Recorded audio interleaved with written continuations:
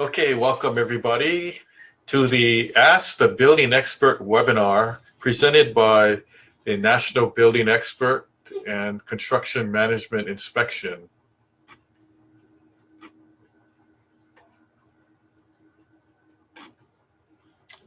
Now, Martin and I put together the series of Ask the Building Expert webinar series to help building owners, condo associations, property managers, board members, and real estate people and more.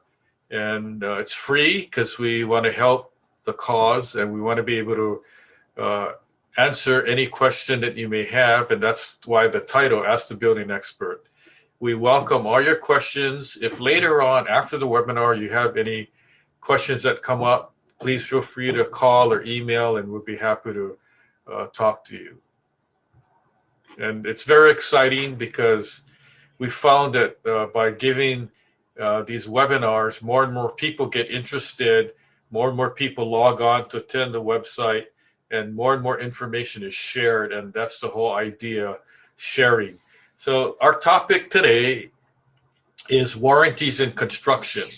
And you're going to be able to tell the types of warranties and when and what not to do, what to do to follow up on any warranties. And the topic is warranties in construction, which is different from any other type of warranty. And I'll talk briefly about that. What exactly is a warranty? Well, a standard warranty is like a insurance policy or a guarantee. And there's a difference between a construction warranty and any other warranty. So let's take, for instance, a car. You buy a new car, you want to know what the warranty is. The standard warranty for a new car is, say, 4 years and 50,000 miles. There's no such warranty like that in construction where there's a mileage, but there's a time period. And when you go and buy a new car, there's an option to purchase an extended warranty. There's no such option like that in construction. If you look at the image here, it's a grass hut. And why am I showing this? Okay, so let's talk about the elements of a warranty. So in order to build this grass hut, you're going to need some palm fronds. As you can see, there's 2 coconut trees, and the fronds, the leaves of the trees, are used to make this thatch grass hut. So let's say the contractor or the builder is making this house. What does he need to do? He needs to make sure that the palm fronds are intact. In other words, there's no bug holes, there's no rips, tears. When he places these fronds, he has to tie it together. So the twine he uses has to be solid. It can't be old and falling apart. And he has to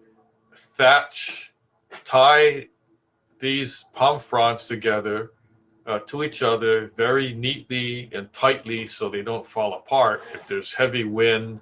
And also it needs to be such that the fronds are layered one on top of the other, so when it rains, the people living in the house don't get wet. So that's basically the idea. I'll talk about 2 main types of warranties soon, but you may ask, well, is it any type of construction provided a warranty? Meaning, isn't there a requirement by law that the contractor provide a warranty? And people think that there is such a law. Actually, there's no law requiring a contractor to give a warranty. He can build a brand new house and say there's no warranty. Okay, but he has to let you know that. You cannot just build the house and later on, if you file a claim or call him up and he tells you, oh, there's no warranty, that's not right. So although there's no law requiring a contractor to provide a warranty, there is a law requiring the contractor to disclose the terms of any warranty. So in other words, if the contractor does not give a warranty, he has to say that and spell it out. If a contractor is giving a warranty, he has to spell it out and say exactly what warranties he's going to provide. He has to state in writing the time period of the warranty and what the warranty is for. So let's talk about the two main types of warranties. There is two main types of warranties. One of them is a patent warranty, meaning you can see it or see the problem.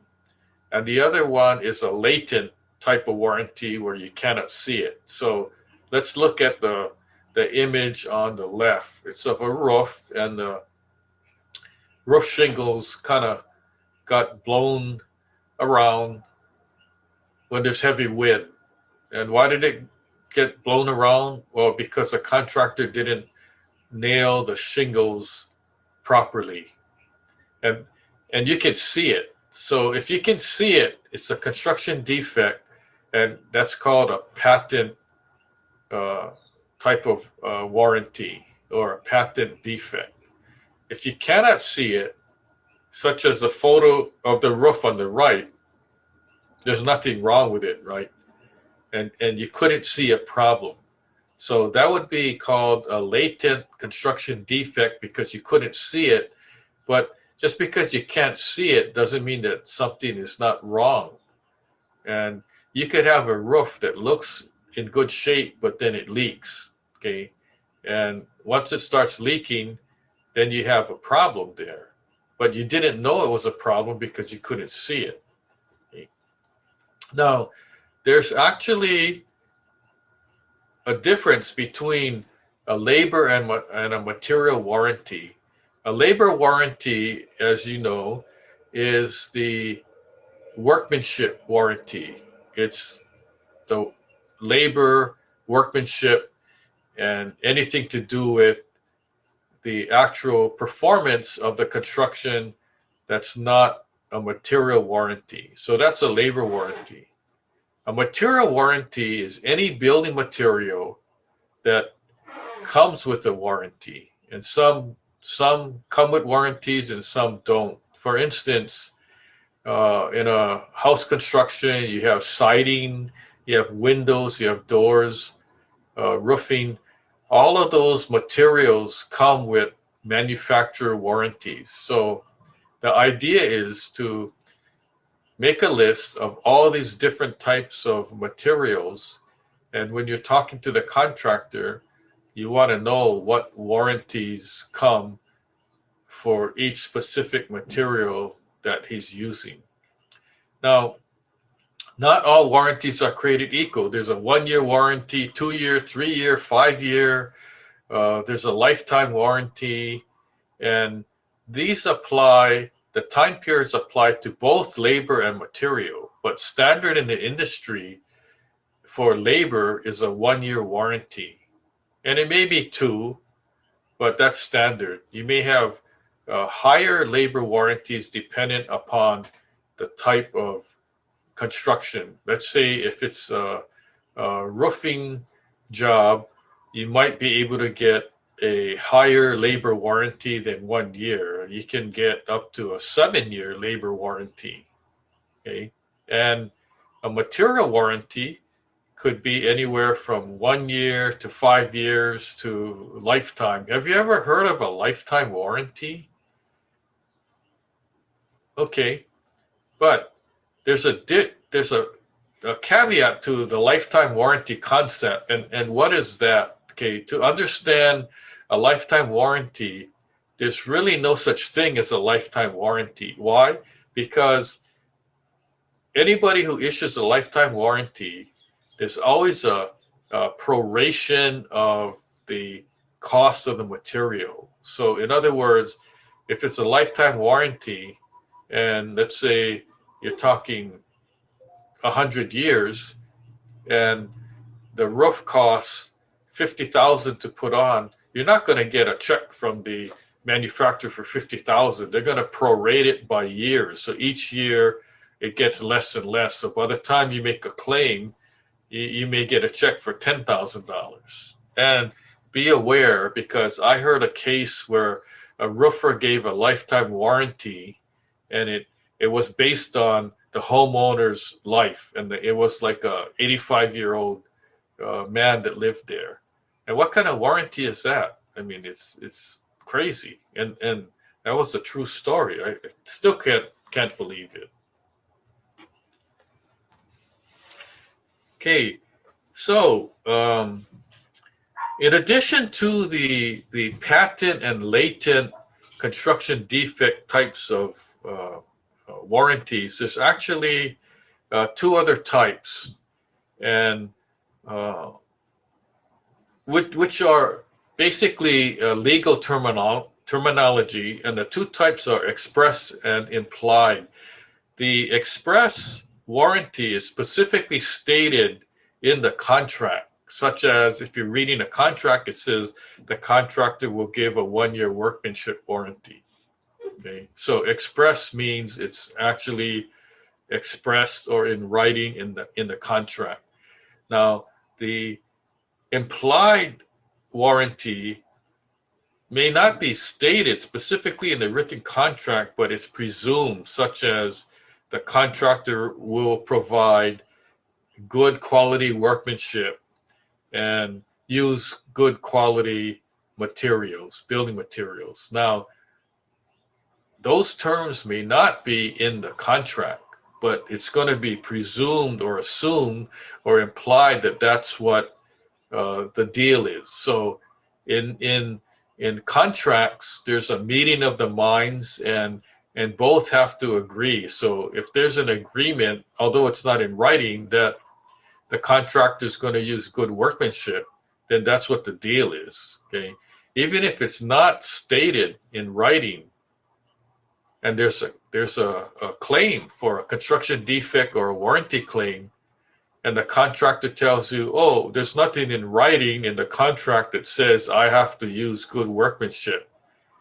okay, which is true, but then you turn around and say, yes, but that's an implied warranty, okay? Although it's not specifically stated, it's presumed that you're going to do that, because any contractor who has the idea that they're not going to use good workmanship is a bad contractor, okay? And they're not going to win on those grounds. So if you look at the photos here, the photo on the left is a workmanship labor claim warranty, where, you know what, the guy who nailed this thing in didn't do it properly, and he kept nailing it in, and the end of the wood is so damaged where now you need a new 2x4. Okay, that's poor workmanship or bad workmanship, and that would be a valid labor workmanship warranty claim. Okay, if that piece of wood fell off, it's a claim. If it didn't fall off, it still could be a claim because it's bad workmanship. Okay, and don't let the contractor tell you otherwise. If you look at the photo on the right, can you claim poor workmanship? Well, yes, but then the contractor comes back and tells you, hey, look, I installed these tiles correctly, but the building material, that adhesive, that green-looking substance was junk, and it didn't, last too long, and the tiles started coming off. Okay, so that would be a building product material warranty claim. So just to let you guys know, if you hire the contractor and he's supposed to supply the labor and materials, then you still have a claim against the contractor. The contractor might tell you, oh, why don't you go sue the building manufacturer because it's not good material. Well, you would say, okay, Mr. Contractor, you're the one that bought the material. So why don't you buy something better, or why don't you go and file a claim and redo it? It's not the homeowner's fault or the building owner's fault. Okay, so there's a difference. There's a labor and a material warranty, and both of both of these types of warranties, the time period, the duration of the warranty period is different. Okay, it's not the same. It's rare that you're going to have a contractor say, "I'm giving you a 5 year or 10 year warranty for both labor and materials." Okay, now there's um, different situations where that may not be true, but I can explain a little later. So this is a big one, and I've gotten many emails asking about warranties for new condominiums. As you know, there's a lot of new construction going on, and people want to know how long things are going to last, and if there's defects, should they who do they call? Should they hire a contractor to come look at it, or whatever? But the bottom line is, if you buy in a brand new condominium, and there's warranties for uh, a lot of different things, you do not need to call your own contractor. You call the person that you bought the condo from, and um, would be the developer, right? Or um, if you buy it directly from the contractor, then you go talk to the contractor directly. But I'll explain as we go through this webinar. So warranties for new condominiums, everything that's a common area, which means it's not specifically located in your condo unit, which is everything outside, which is a common area.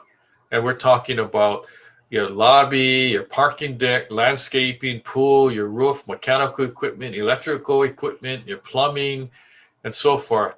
In a high-rise condo, there could be over 1,000 different items, specific items that would go into the condo that would be covered under some type of warranty, whether it's labor or whether it's a material warranty. So it's good to check.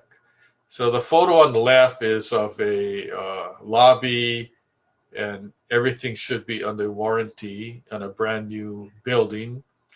And the photo on the right is mechanical equipment. By the way, it's a cooling tower for air conditioning for the building.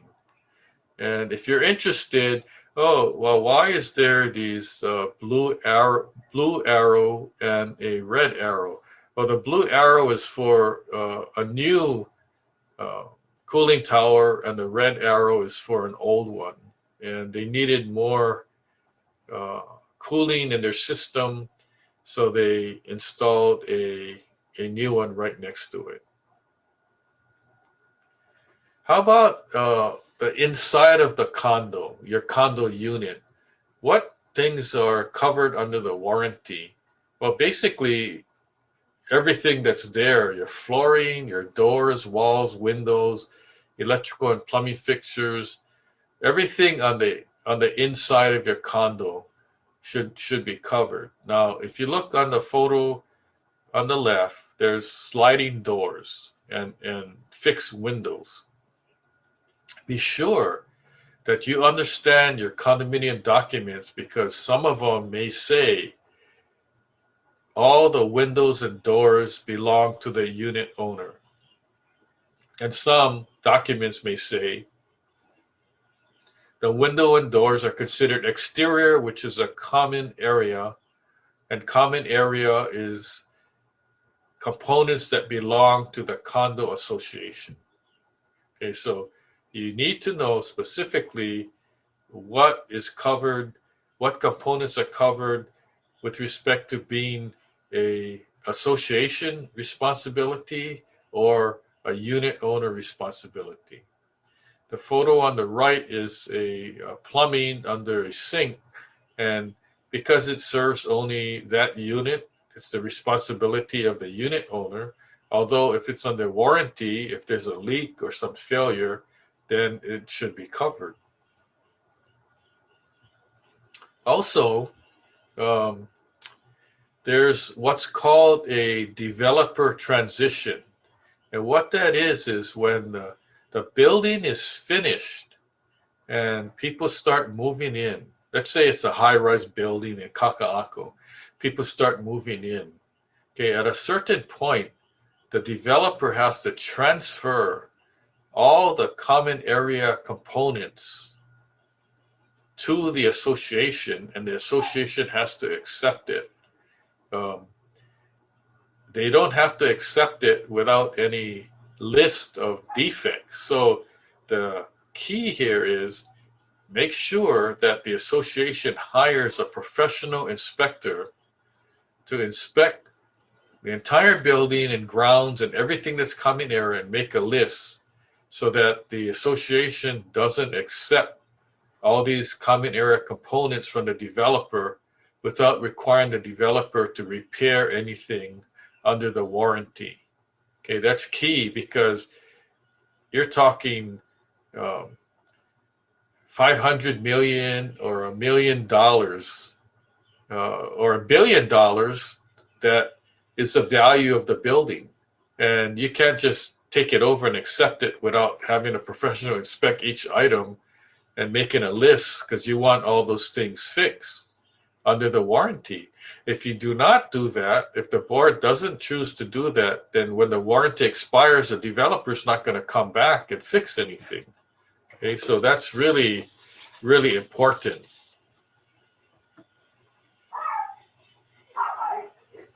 Also, in the condo unit on the interior, there's additional items like cabinets, countertops, appliances, air conditioners, and so forth. The appliances and air conditioners should have separate warranties from the manufacturer. So let's say you have a dishwasher, a stove, you have a refrigerator. Each one of those should have a separate warranty booklet, and it should spell out exactly what you do in case of a failure. So usually appliance and air conditioners, you don't file a claim with the developer or contractor. Your claim is going to be filed directly with that company, that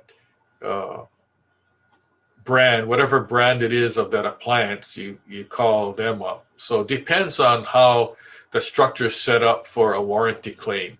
Sometimes some developers will say, call us and we'll be the ones to follow up. Okay.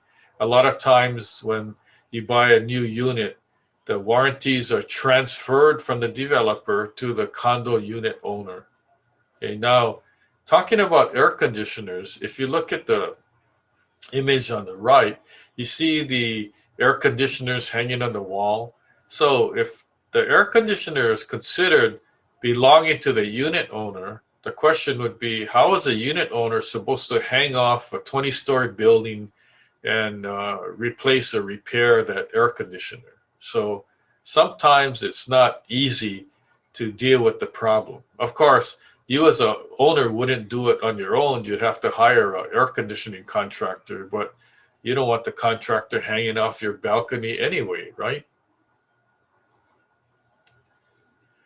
So how do you file a warranty claim? Okay, so first of all, I say good luck. The next thing is it must be in writing. And there's actually a statute of limitations. The statute of limitations is the time period by which you have to file a warranty claim. And it's normally 10 years. And it could be less, it could be more, but that's kind of like the standard in the construction industry. Now, the reason for the statute of limitations is the reason to understand it is you cannot keep going on and living on your property thinking that, you know, there's a lifetime warranty and there's no cutoff period. So there is a statute of limitations that restricts the time period by which you can file a legal claim against a developer or contractor, whoever sold you the new property.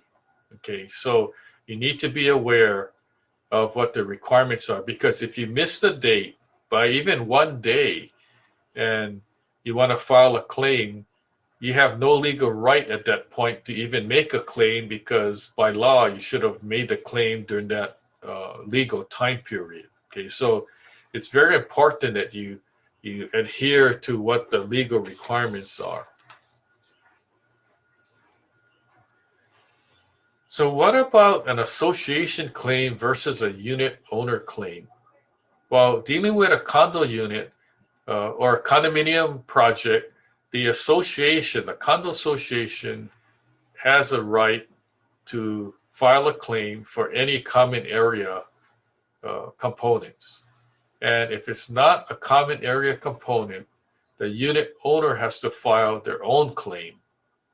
Okay, because the association represents all unit owners in as a whole, but each specific owner would file their own claim with their own components. So if you have a um, countertop that cracked or something like that, the association doesn't file a claim for you. The unit owner would file the claim with the association or with the developer or contractor.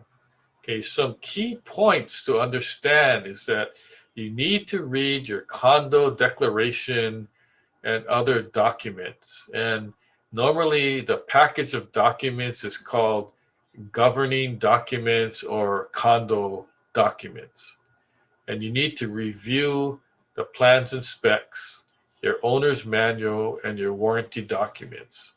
People don't read the warranty documents or the owner's manual, and they make a claim, and then the developer or contractor would tell them, oh, because you didn't follow the manual with the cleaning instructions, the warranty is void. Or, well, if you read your documents, it shows that it's only a 2-year warranty, and this is the 3rd year now, so therefore it's not covered. So you need to be aware of these things and you need to track it. Now, if you have a claim that does not have to do with something that you can readily see, then you need to review the plans and specs, because it could be piping or electrical in the wall. And um, that's a very key document, and a lot of times it's hard to get a hold of. So continuing on, association claim versus unit owner claim. Well, good luck again. Send more letters, and you have to send things in writing.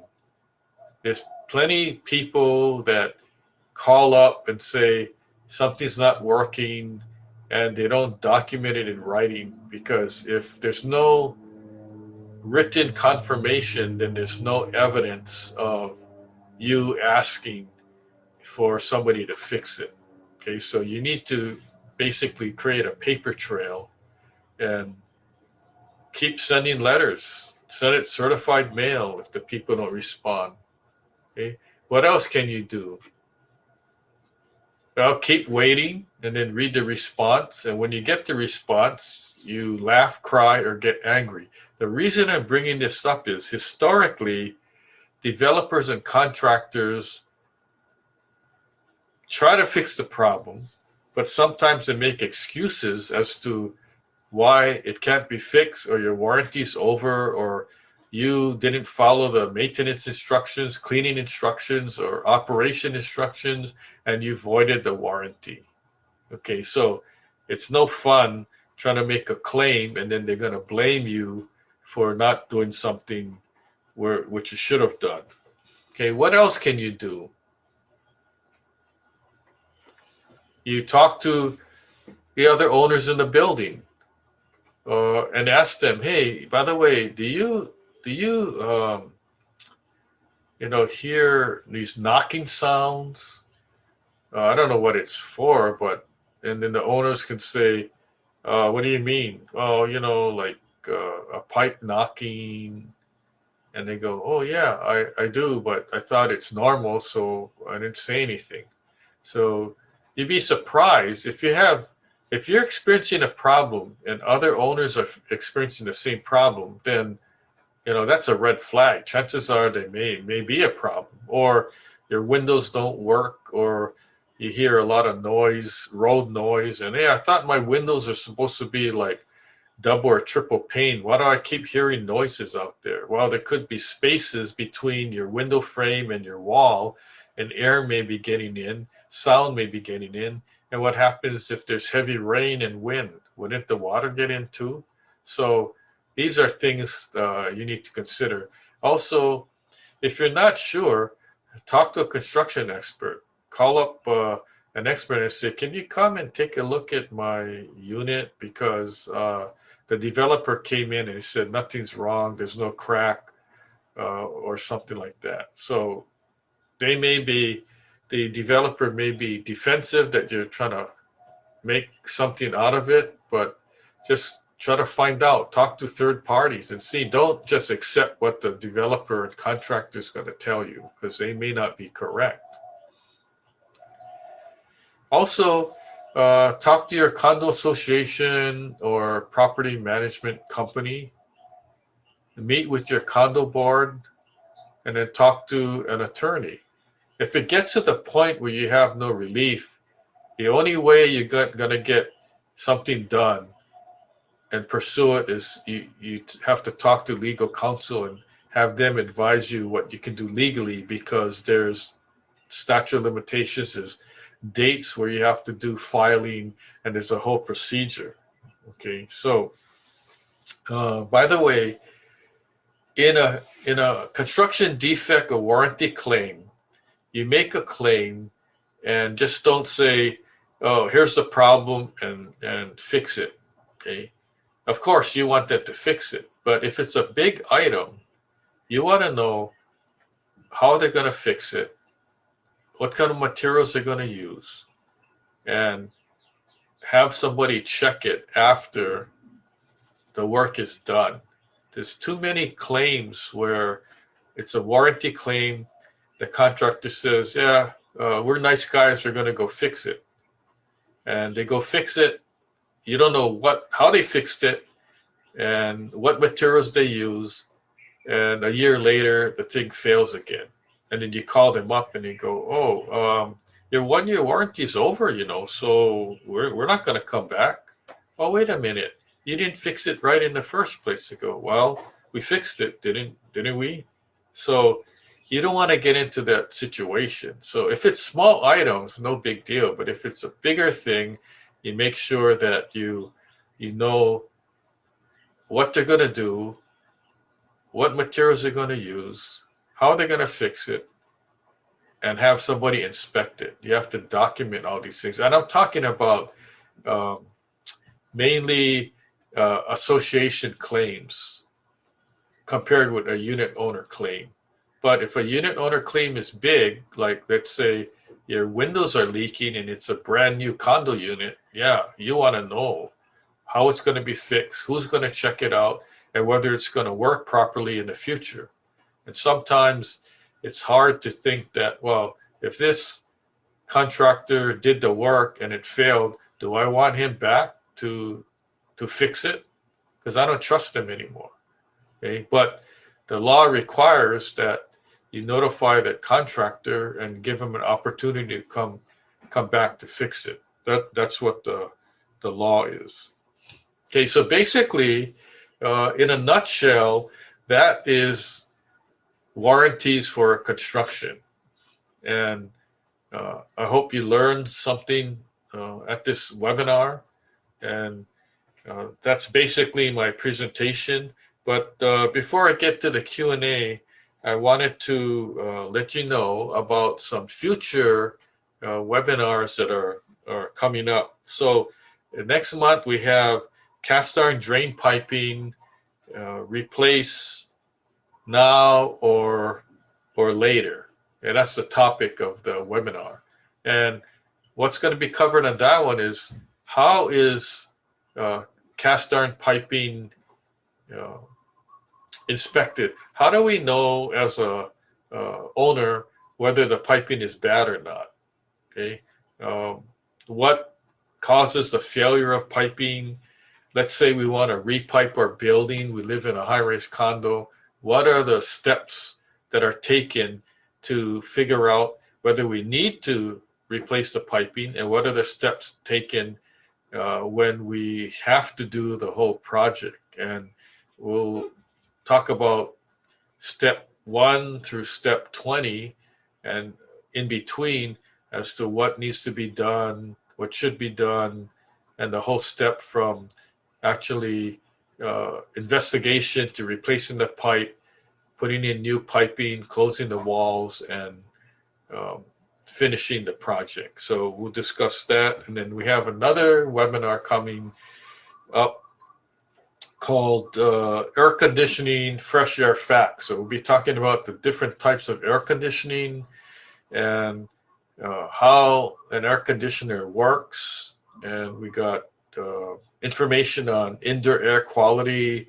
And the last thing we're going to share is a little bit about the COVID-19 and its effect on air conditioning and air conditioning systems. So basically, those are the next 2 webinars coming up, and we have a whole bunch of different other webinars coming up through the rest of the year, and even we plan for the following year.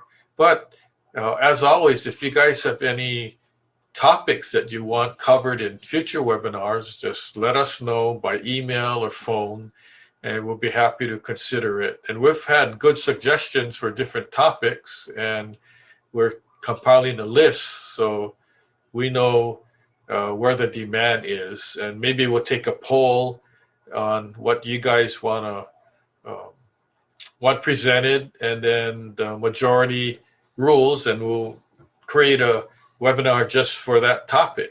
So we're always open to suggestions and ideas. So right now, I want to be able to answer whatever questions you have pertaining to warranties. If it's not a specific warranty question, ask anyway. We're open. We're good guys and we want to help. So I'd like to right now ask Martin whether he has any questions from any of the participants at this time. Hey, Lance. You hear me okay? I'm back. There's not any questions at this point, but I did have one for you. You were talking a lot about condo associations and their warranties. How does this apply to like people like me who are resident? Just I get my own home. Yeah, I don't. But I still, I have contractors that I deal with and getting their work. And are they supposed to give us warranties on all the things that they install for us? Just kind of curious about that. Yeah, very good question. The information that I just shared with you at this webinar applies to any kind of construction, whether it's a single family home, apartment building, a condominium building, any type of construction. It also applies to non-residential, so shopping center, office building, industrial, airport building. The main crux of what I explained to you is exactly the same. The contractor must provide a warranty or information about the warranty if they're not providing one. But normally, the contractors would provide a warranty. So for instance, your multi-million-dollar house, you have renovations done. Yes, the contractor is supposed to provide a warranty. The thing about the warranty situation is most homeowners don't even ask or think to ask, but the question would be to the contractor, well, how many years is your warranty? And he may say, oh, 1 or 2. And then you'd be smarter from attending this webinar. Then you ask him, well, okay, so let's say you're giving a 2-year warranty. Can you explain whether the 2 years is for labor or materials? And if he says, or for both, and then you go, well, wait a minute. Didn't you install new windows? And I know that the windows come with a longer than a 1-year 2-year warranty. And then you might go, oh, yeah, you're right, but I'm only giving a 2-year warranty or something. So don't get trapped into that situation. You want to know what product was used, what type of windows was put in. Is it, where did he buy it from? And you want to know the brand name and the model number so that you can go make the call and call up the window manufacturer and say, what, what's your warranty for these windows? And they may say 5 years, 10 years, or whatever. So then you go back to the contract and say, you know what? The manufacturer's giving a 10-year warranty. That means you have to give a 10-year warranty too on the windows. But basically, the contractor just passes the warranty on. So he goes, I only installed the windows.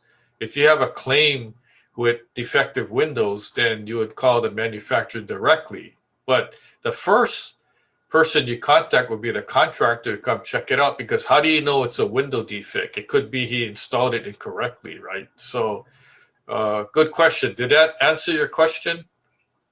Oh, yes, Lance. Very, very good answer. And the reason I bring it up too is, well, we've been doing a lot of construction, renovations in our place. And yeah, I've never thought to ask about the warranties on the windows, which we replace a lot of, or the bathroom, the redoing the bathrooms and stuff like that. So that makes a lot of sense. It's just, you're very helpful in educating me as just a homeowner to understand the things that I should be looking for. Yeah. And the other thing I notice, especially in our area now, is people are doing all kind of renovations on other places, and this is really helpful. So I appreciate it. Thank you so much.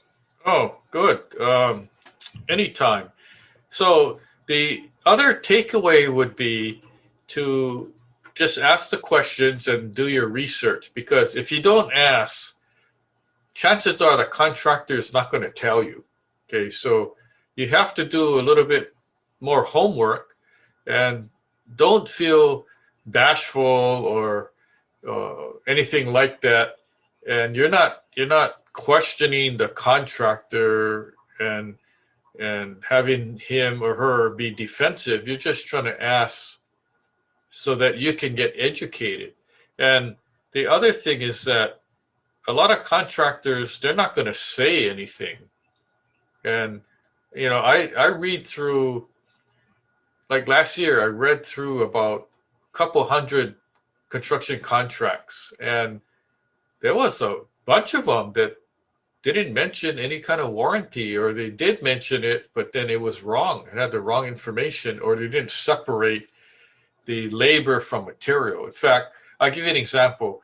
One construction contract for a multi-million-dollar house in Kahala, I read the contract, and it said 1 year labor and materials. That's what it said. And it was signed. And the people that were the homeowners didn't know any better. And when I told them, you know what,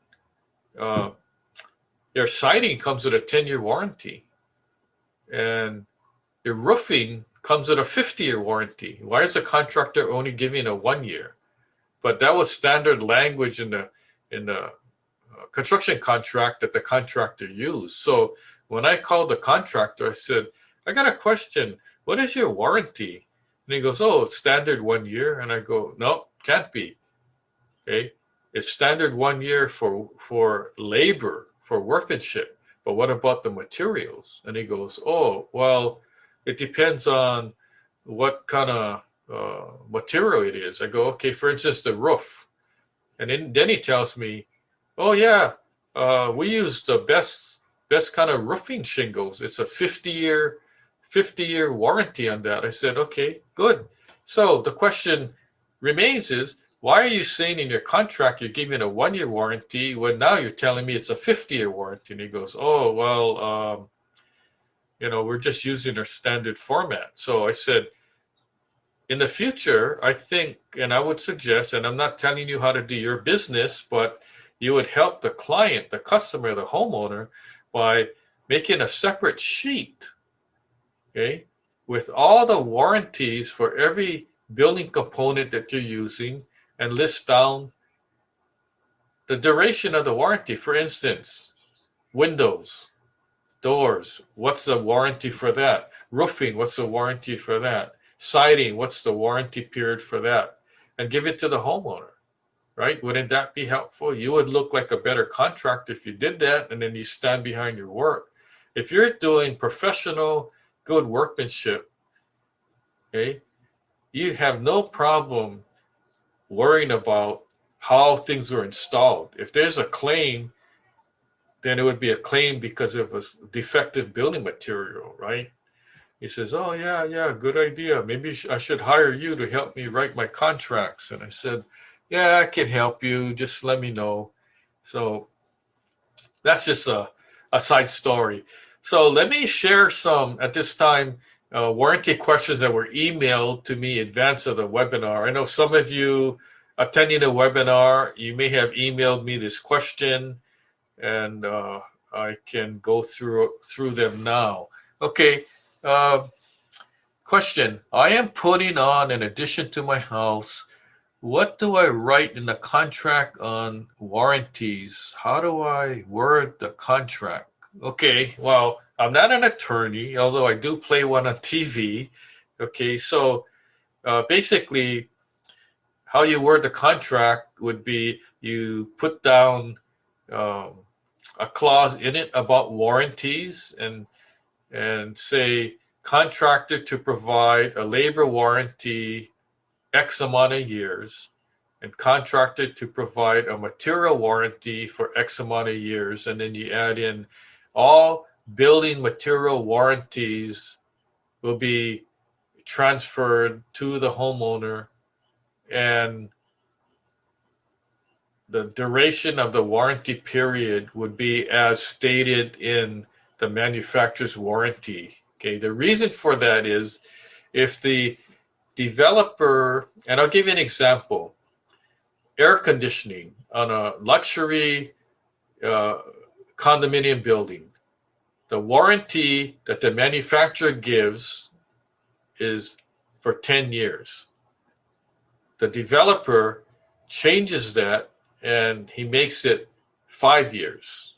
Okay. So you don't want the contractor developer to be changing the manufacturer's warranty and making it less of a time period. Okay. So the idea is whatever the manufacturer's warranty is, 5 years, 10 years, or whatever, that's the warranty you want. You don't want any less than that because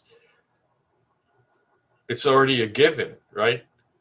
Don't make maybe the contractor goes, "Oh, I want a good deal on your air conditioning. You know what? Um, I'll change the warranty. So instead of you providing 10, you only need to provide 5. So give me a huge discount." We don't like that, but it goes on. Okay. So your wording in the contract, you be specific, separate the labor from material. And you want all the material warranties to pass through to you without any change in the time period of the warranty or any change in the language of the warranty. Okay, so hopefully that answered your question. Next question. I bought a new condo in Kaka'ako. I have called the manager several times, and people came to look at some punch list items, but no one has fixed anything yet. What should I do? Okay, keep contacting them. If you don't get any relief, put it in writing. And like I mentioned before, send a copy to your property manager, send a copy to the condo association board. Just keep sending letters out, and the squeaky wheel gets the grease. So eventually they're going to need to respond to you because they're going, I'm sick and tired of getting these emails and letters from this person. Let's go do something. Okay. So that's what you do. You just keep at it and show up at a board meeting. When there's an owners forum, raise your hand and say, "I have something to say," and then go say it. 3 months ago, I contacted so and so to fix this problem, and no one's fixed it yet. And make sure that it's noted down that that's what you did, because if they don't follow up, they're not going to look too good. Okay, next question. My new house was built 2 years ago. There was a 1-year warranty. I moved in. Before the warranty was up, I sent a letter to the contractor letting him know about a crack in my walls. Uh, then he came to look at it, and then he told me the warranty was over. What do I do? Okay, so let me make this clear. It seems that the homeowner had cracks within the 1-year period. He noticed it. He notified the contractor within the 1-year warranty period, but the contractor kind of took so long to come and look at it that when he did come, he said, he told the homeowner, oh, the 1 year's up already. I'm not going to fix that.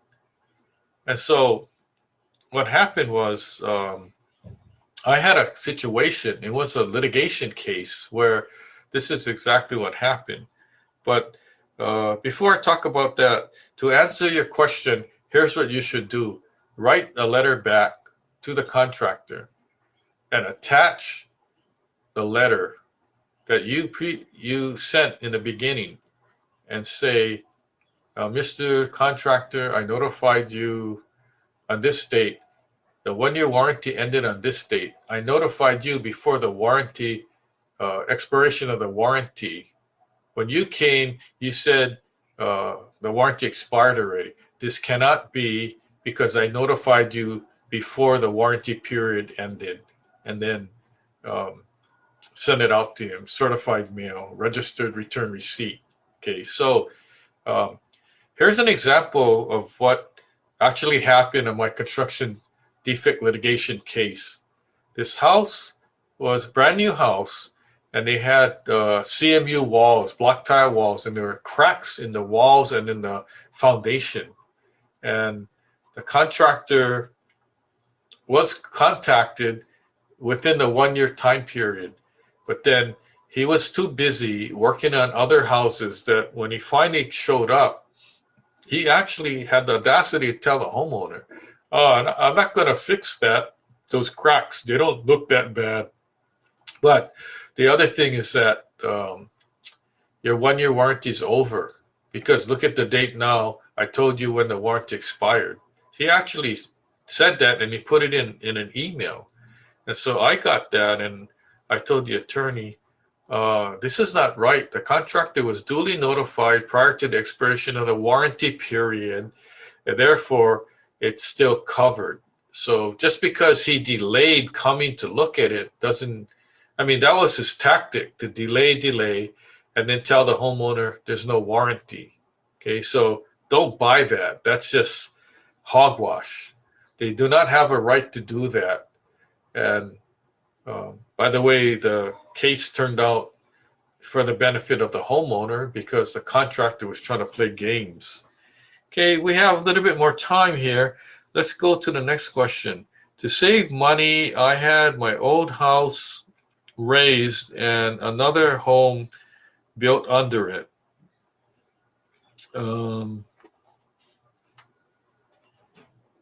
Okay, and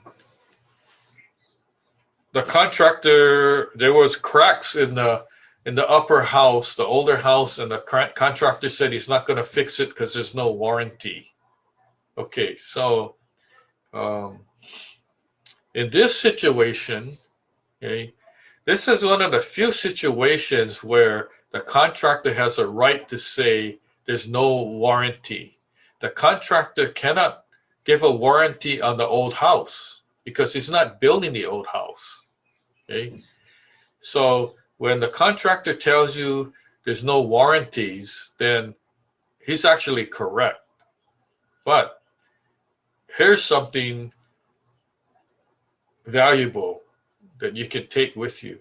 If any time you're dealing with an older section of the house, or in this case, a new house where it's raised up, okay, of course, when you're raising an older house, the house probably 50, 60 years old, it may fall apart or it may start cracking.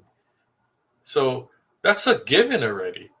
So you can agree to tell the contractor, I agree with you that there's no warranty because you can't control an old house from cracking and things like that, movement, settlement, during the course of them jacking up the house. But make sure in your contract you put down that there's no warranty, but the contractor agrees to patch all the cracks and any other settlement areas or movement caused by the house being raised, and include that in the construction contract.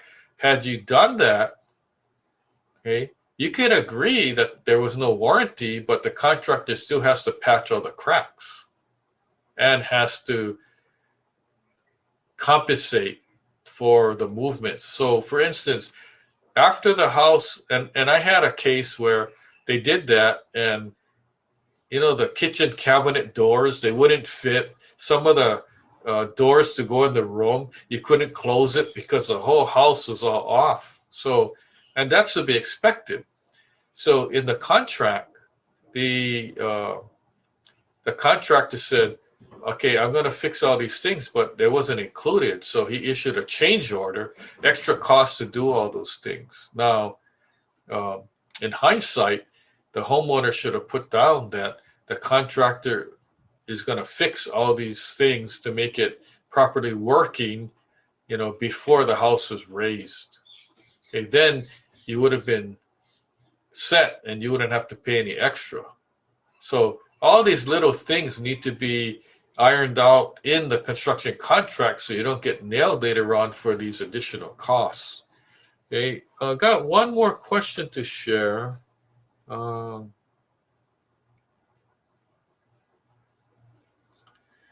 what if I find a problem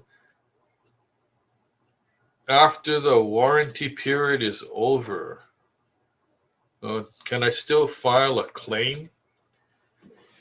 Okay, well, good question. Yes, you can, because it's not clear cut. Nothing is set in stone. Here's an idea, or here's an example of a situation that I encountered on a litigation case. There was this house where the contractor was hired to build an extension to the existing house, and the extension was a enclosed. No, it wasn't enclosed. It was a lanai, open lanai. So the contractor had to attach the roof of the new lanai to the existing house. Okay? And within uh, 1 year period, there was like a huge windstorm, and part of that addition kind of ripped up from the house. So the homeowner filed a warranty claim, and the contractor said, "Hey, your 1 year warranty is up. We're not going to fix it." And I mean, the homeowner spent a lot of money. I think he spent like $65,000. So what happened? He wasn't happy. I think his wife said, "You know what? This isn't right. Let's go hire an attorney." So the attorney called me and said, "We need your help. We need you to tell us what's up. But let me give you a heads up. The warranty's over." And I go, "Okay, that's fine. I'll go and check it out." So I go and look, and then what I discovered was that the attachment of the lanai to the existing house was poorly done, and the contractor didn't use um, hurricane ties or clips to properly connect the new lanai to the house, and that's why it failed. The contractor's attorney responded, "The 1 year warranty is over. We're not going to do anything." My write-up, I had to do a whole report. It said that this construction was not to code because the contractor failed to use hurricane straps to connect, and that's the problem. So what happened was it went to arbitration, and the arbitrator said, um, although the warranty is up, the fact that the contractor did not comply with the current building code at the time, he is responsible now to fix the problem. So here's an example of the warranty period was over, but the contractor did not comply with the building code, therefore he was still responsible. So although it's not cut in stone, there's still situations where you could get the contractor back to fix the problem, especially if it's a non-compliance with the building code issue. Okay, so that's just some side story to the question that was asked. And I see that my time's up, and I appreciate everybody for attending. Hopefully you attend the next webinar or series of webinars coming up. I'd like to thank Martin for hanging around and not falling asleep, and hope to see you guys at the next webinar.